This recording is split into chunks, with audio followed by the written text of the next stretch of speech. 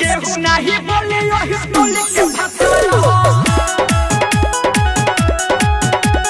केहू नहीं बोले यही बोले के भाषा हो, यही बोले के भाषा हो। हेलो हेलो, जी हाँ मेरे दोस्तों, नवयुवक सरस्वती पूजा समिति और तमाम भक्तों का हार्दिक अभिनंदन करती है और करती भी रहेगी। आप तमाम भक्तों से आग्रह है कि आप सभी गाड़ी से दूरी बनाकर रहें।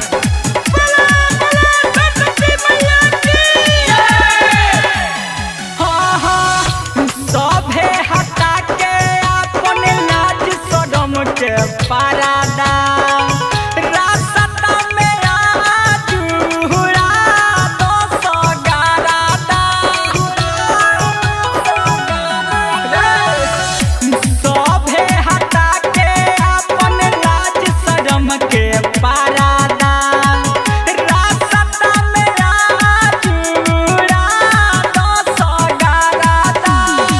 सभे बिरावाली के करत बखान हो, केहू नहीं बोले यही बोले के भाषा हो, अरे केहू नहीं बोले यही बोले के भाषा हो, यही बोले के भाषा हो।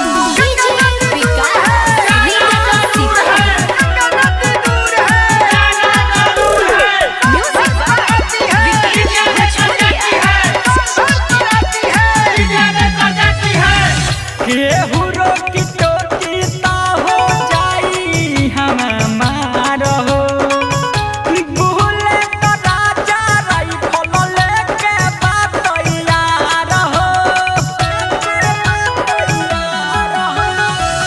केहू रोकी टोकी ता हो जाई हम मार हो, भूले तो राजा रही फल लेके बातैयार हो।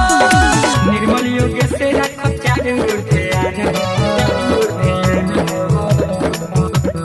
केहू नहीं बोले यही बोले के भाषा हो, केहू नहीं बोले यही बोले के भाषा हो। टेलर पर 20 गो बन्हाइल बा डीजे, जोर से जयकारा सभे बोलता यही जे, कोलका डांस पूरा लइका सियान हो,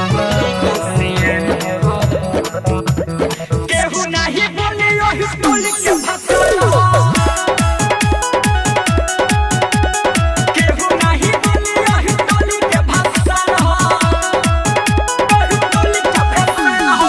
अम्बे रिकॉर्डिंग स्टूडियो, दिल्ली।